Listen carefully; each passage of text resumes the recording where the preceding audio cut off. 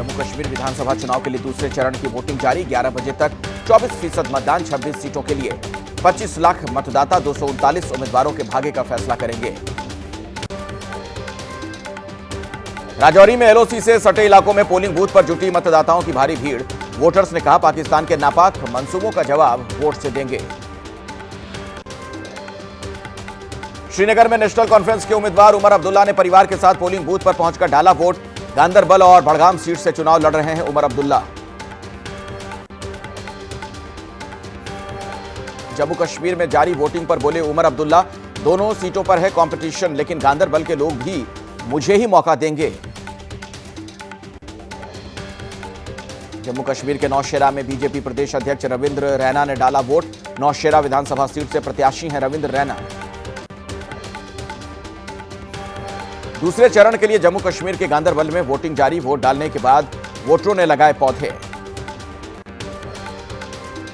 वैष्णो देवी विधानसभा seat पर बड़ी संख्या में वोट डालने पहुंच रहे मतदाता। चुनाव आयोग ने बनाए green polling booth. Jammu Kashmir के रियासी में पोलिंग बूथ पर वोटिंग जारी।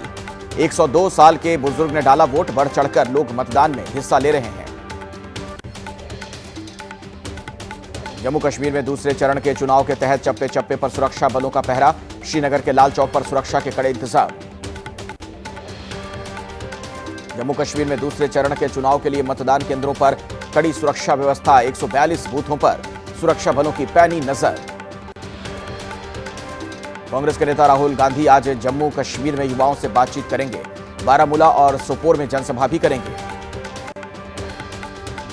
इंजीनियर रशीद का बीजेपी पर हमला, बोले अनुच्छेद 370 को फिर वापस लाएंगे। प्रधानमंत्री नरेंद्र मोदी आज हरियाणा के सोनीपत में चुनावी रैली को संबोधित करेंगे। रैली में 22 विधानसभा क्षेत्र के उम्मीदवार भी शामिल होने वाले हैं। 26 सितंबर से कांग्रेस के चुनाव प्रचार में नजर आएंगी कुमारी सैलजा। उसी दिन से राहुल गांधी भी हरियाणा में चुनावी सभाओं की शुरुआत करेंगे। बीजेपी सांसद कंगना रनौत की कृषि कानून पर दिए बयान पर सफाई। कहा, बयान के लिए खेद है, अपने शब्द वापस लेती हूं। कंगना ने 3 कृषि कानून वापस लाने पर दिया था बयान। कंगना रनौत के बयान पर बीजेपी के प्रवक्ता गौरव भाटिया की सफाई। कंगना के बयान को बताया निजी। बोले, कंगना रनौत बीजेपी की ओर से ऐसा बयान देने के लिए अधिकृत नहीं। कंगना के बयान पर कांग्रेस अध्यक्ष मल्लिकार्जुन खड़गे ने एक्स पर पोस्ट करके लिखा, किसान विरोधी बीजेपी काले कृषि कानून को लाना चाहती है वापस। कांग्रेस कड़ा विरोध करती है। बीजेपी के सांसद सीपी जोशी ने किसान कानून पर कंगना के बयान का किया समर्थन। कहा, तीनों कानून किसान हित में थे, कानून पर चर्चा जरूर होनी चाहिए। राजस्थान से बीजेपी के सांसद सीपी जोशी की लोकसभा अध्यक्ष ओम बिरला को चिट्ठी। राहुल गांधी के पासपोर्ट को रद्द करने की मांग। पत्र में लिखा, राहुल गांधी विदेशी ताकतों के हाथों खेल रहे हैं। वक्फ संशोधन बिल पर जेपीसी को मिल रही चिट्ठियों पर बीजेपी सांसद निशिकांत दुबे ने उठाए गंभीर सवाल। कहा, 1 करोड़ 25 लाख चिट्ठियों की भाषा एक। चिट्ठियों के पीछे है अंतर्राष्ट्रीय इस्लामिक संगठन की साजिश। आम आदमी पार्टी संयोजक अरविंद केजरीवाल ने आरएसएस प्रमुख को चिट्ठी लिखकर पूछे 5 सवाल। पूछा, किसी भी तरह ईडी सीबीआई का इस्तेमाल और बेईमानी से सत्ता हासिल करना क्या आरएसएस को मंजूर है? महाराष्ट्र चुनाव को लेकर गृह मंत्री अमित शाह ने की अहम बैठक। CM Eknath Shinde, deputy CM Ajit Pawar और देवेंद्र फडणवीस रहे मौजूद। चुनावी रणनीति को लेकर हुई चर्चा। 30 सितंबर और 1 अक्टूबर को मुंबई में होगी महाविकास अघाड़ी की बैठक। सूत्रों से मिली जानकारी के मुताबिक महाविकास अघाड़ी में 70% सीटों का बंटवारा पूरा हो चुका है। महाराष्ट्र के मुख्यमंत्री एकनाथ शिंदे का बयान। प्रधानमंत्री मोदी की अमेरिका यात्रा ने एक बार फिर से साबित किया वो एक वैश्विक राजनेता और ट्रेंड सेटर हैं। यूपी में विधानसभा उपचुनाव से पहले अखिलेश का यूपी सरकार पर निशाना। संभावित हार से बचने के लिए हो रहे मनचाहे तबादले। जायज मतदाताओं के नाम कटवा रही है पार्टी, संज्ञान ले चुनाव आयोग।